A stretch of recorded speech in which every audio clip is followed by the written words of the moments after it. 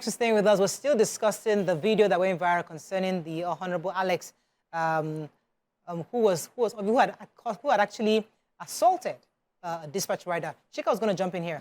Yes, so I was going to say that, you know how every time we talk about the fact that, you know, we're all responsible for our own actions. We really have no control over what anybody decides to do.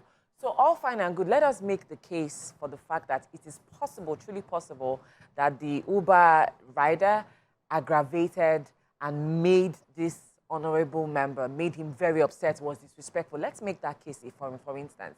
But the point still is, even if he wasn't an honorable member, just a regular human being, it's okay to say, I do not like your tone. I do not I appreciate being spoken to in this way. I don't appreciate your service. Register your displeasure through the right channels.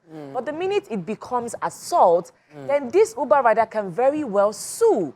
He can very well sue for bodily harm, and you are definitely on the wrong side of law and on the wrong side of history. So it's important to, that we understand that we really cannot control. How many of us here have been victims to, you know, paying for a service and not actually receiving value for that service? Going back to my own Tiger Nut story, imagine if my dispatch had demanded that this man, this man, come and pick up your Tiger Nut. I beg. No. There's nobody in the office. The man in the office, yes, all his guests are, all these staff are not around. And my dispatch is insisting that come and pick up that instruction. Now. I'm just saying that anything could have happened. Let's just see things from that view. I would have lost a customer because I dispatched that thing to him twice.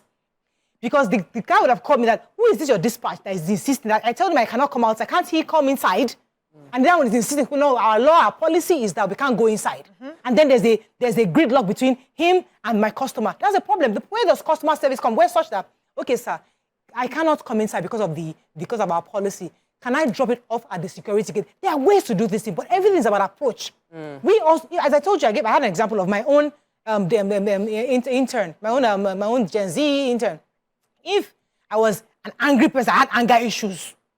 And it comes on a day where I had an event, extremely important event that I had to be at 8 o'clock. And you could lash out. And I was so upset. He strolls in at 9 o'clock. After I had gone, of course, there's a way I would lash out. You didn't see what he did. You wouldn't know that I've been warning him for days. You record that clip and say, Rayo is an angry boss. And you post it on social. You never know what I'm going through at that moment. That could have caused an assault. I'm not saying I will assault him. But the point is that let us see things from all that perspective, the possibility that this young boy, could have been rude. Let me take this call, then I'll come to you, BC. I know the thing is boiling inside. You want to speak out. Good wait. Okay, you have a caller. Good morning from Ade from London. Thanks for calling. You're live. Good morning, Mariah. Good morning, sir. I had this Monday by delaying using my credit. Sorry about that. It's in London now. You have pounds. You can pay. What is it? On Saturday, any Saturday morning in UK here, one of our members of parliament went out on the night, and the video showed that he was talking to a man. He punched that man, and that man fell on the floor. He keep on punching the man. And someone they now rescue that guy. Say, you are a member of parliament. Why are you behaving like this? Yesterday, he has been suspended. A member of parliament here, which is equivalent of your House of Prayer or Senate, whatever, is been suspended immediately because a member of parliament went out in the night and they see him punching ordinary member of the public. Because it's an MP. Yeah. So you siding with the man is wrong. So what that man did was very wrong. That man is ordinary Nigerian. Okay. He shouldn't have done that. He shouldn't have punched him at all. Thank you, Ade. It's important to restate. I am not in any way supporting the assault. Yeah. I'm not in any way supporting the behavior or the honor. And I agree in totality that it was dishonorable for what he did. However, I'm also trying to let society remind ourselves to raise cautious and courteous people within society, because many of us are in this new generation where we have to align to their own behavior. It's however they say it. Maybe they are creative people. Let them just show up at whatever time. Let them just deliver anyhow. Let them just drop it there. That's how they are. We are now adjusting to bad behavior just because we don't want to confront people anymore. Back in the day, we would confront, but now you can't confront them. No. The dispatcher is shouting at me. Somebody like your daughter's age is shouting at you to come outside and wondering, who raised you? So in fairness to all the dispatch riders that I know that I've worked with, I've never met anyone who shouts at customers. No, hold on. I've never met anyone, personal experience, who shout at customers. I buy things online most of the time, and they send delivery people to me.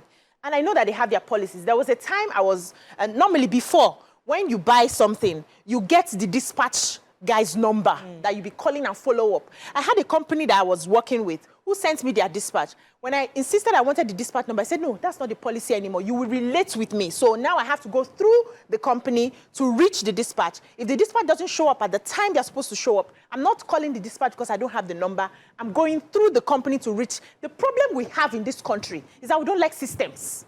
We always want the systems to favor a certain group of persons. The rich, the politicians, the people in places of power. We should make an exception for them. If you have a system, for instance, you have we buy things from abroad when we travel. We have the DHL people who come in. They don't enter your house. If you're not there, they drop it in front of you. There's no gates now. No, hold on now. I'm just saying. Their system is they don't wait for you. They don't call you. If you're not there, they drop it in front. Some don't even drop. They go back. I've had issues where I sent something abroad now, and the dispatch, the company called the customer. They took it back. I had to start liaising with the company again to go on another day to drop that package. We need to follow systems. These people have lost their lives, like you rightly said at the beginning, by entering places they are not supposed to enter.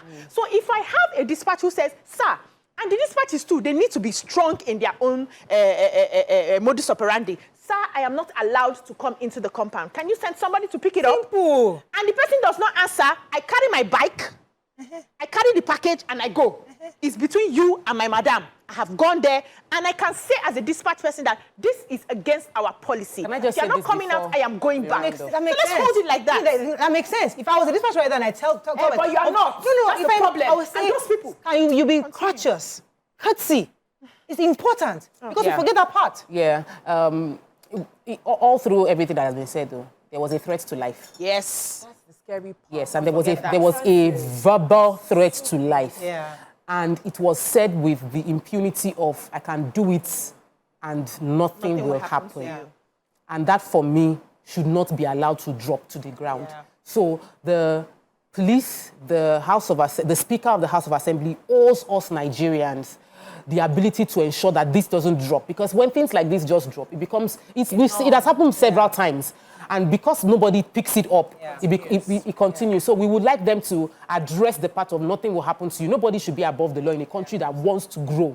Yeah. So that for me I think also it's important for us to also ask the Honorable that how many people have you made disappeared? Nobody knows, because the ones that are saying it with confidence and boldness. Maybe there are more people that have aggravated you and you and they've disappeared and we don't know. So maybe the police start investigating. So these are when you make those kind of utterances, that's where anger issues come out. When you make those kind of utterances, you say things that, and once you say it, that's it. So I see it on all sides. I think yes, the Honorable was very dishonorable. The dispatch rider, we don't know what happened because we don't have a recording of what happened, what preceded it. But I would like to believe that nobody just gets angry just because something must have aggravated this man, or maybe you got him on the wrong day. But either way, I think on the part of the dispatch, let our dispatch riders be courteous. I cannot come into your property because it's not safe. It's our company policy. Kindly sending somebody to pick up. That is it. There's nobody that will hear that when I start going off and going crazy. But if you're going to meet a customer, also know that that's a potential what's that called? When the customer comes back, a potential return customer. God bless you. So let's also treat them with respect and also know that let's go on a short break. When we come back, we want to our very next important topic. Stay with us. We'll be right back.